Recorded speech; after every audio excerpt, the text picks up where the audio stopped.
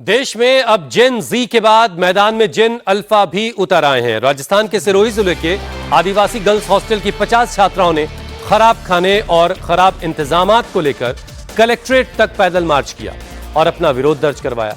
छात्राओं का आरोप है कि हॉस्टल में जो खाना उन्हें खाने के लिए मिलता है उसमें कीड़े निकलते हैं और शिकायत करने पर वार्डन अभद्र भाषा का इस्तेमाल करती हैं। छात्राओं का कहना है कि वो बार बार हॉस्टल एडमिनिस्ट्रेशन से शिकायत कर चुकी हैं, इसके बावजूद अब तक कोई सुधार नहीं हुआ। छात्राओं की शिकायत पर कलेक्टर ने जांच के आदेश दे दिए।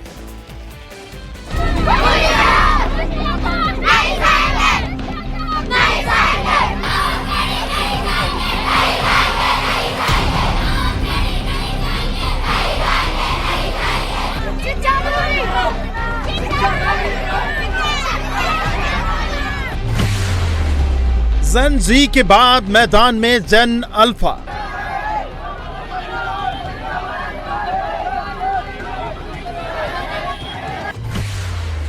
यूपी से राजस्थान तक स्कूलों में प्रोटेस्ट।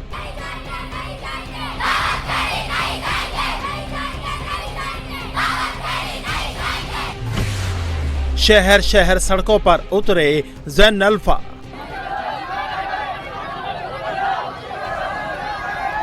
जेन जी के बाद अब देश में अलग अलग शहरों में जेन अल्फा का प्रोटेस्ट दिख रहा है।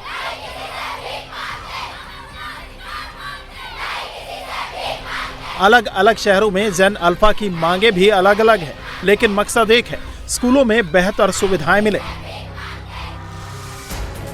जेन अल्फा के गुस्से की लेटेस्ट तस्वीर राजस्थान के सिरोही से आई है, जहां सरकारी आदिवासी गर्ल्स हॉस्टल में बुनियादी सुविधाओं की भारी कमी और घटिया खाने को लेकर छात्राओं के सब्र का बांध टूट गया। हॉस्टल की 50 छात्राएं अपनी समस्याओं की सुनवाई ना होने पर पैदल ही कलेक्ट्रेट पहुंच गई। छात्राओं का कहना है कि वो काफी समय से हॉस्टल में मिल रहे खाने और बदहाल सफाई व्यवस्था से परेशान है। बार बार हॉस्टल प्रशासन से शिकायत की गई, लेकिन कोई सुधार नहीं हुआ। मैम, हम आदिवासी है ना, हमको है ना गवार भी बोलती है और हमारे ऊपर इंजाम दिया था कि हमारे पास फ़ोन है, पर हमारे पास फ़ोन नहीं था और हमारी है ना गैर मौजूदगी में हमारे रूम चेक किए गए थे और हमारे पास फ़ोन नहीं था, फिर भी हमारे पास बार बार इंजाम दिया जा रहा था और हमारे खाने में कीड़े आते। शिकायत करने के बावजूद भी मैम ध्यान नहीं दे रहे थे, तो हमने फिर एक बार मैम को माफ़ किया गया था और फिर वापस वही गलती हो रही है। तो उस हिसाब से हमने है ना इस बार ना सोच लिया था कि हम सर के पास जाएंगे और बोलेंगे, सर हमारी वार्डन चेंज कर दो या फिर हमारे खाना सही ढंग से बनवाओ। हम ये नहीं चाहते कि वार्डन हटा दो, बस हमारा खाना भी सही बनना चाहिए। छात्राओं का कहना है कि हॉस्टल में उन्हें जो खाना दिया जा रहा था उसमें लगातार कीड़े निकल रहे हैं। छात्राओं का आरोप है कि जब वो हॉस्टल वार्डन से खराब खाने की शिकायत करती हैं तो वार्डन उनके साथ बदतमीजी करती हैं। उन्हें सामाजिक रूप से नीचा दिखाने की कोशिश की जाती है। कीड़े आ रहे थे सब्जी में, तो हमने एक बार बोला भी था, मतलब सहन किया। नया सामान आया तब तक इंतजार भी किया, नया सामान आने के बावजूद भी कीड़े आने लगे, तो फिर हम यहाँ आए। अगली बार सुधार लेंगे, पर अगली बार नहीं सुधार। अगर हम कुछ करते तो फिर बोलते तो गवार है, अनपढ़ है, इनकी क्या समझ में आता है, ऐसे बोलते। मामले की जानकारी मिलते ही सिरोही के जिला कलेक्टर रोहिताश सिंह तोमर ने छात्राओं को अपने ऑफिस में बुलाया और 1 घंटे तक छात्राओं की हर एक बात को गौर से सुना। हालात की गंभीरता को देखते हुए कलेक्टर ने तुरंत एक्शन भी लिया।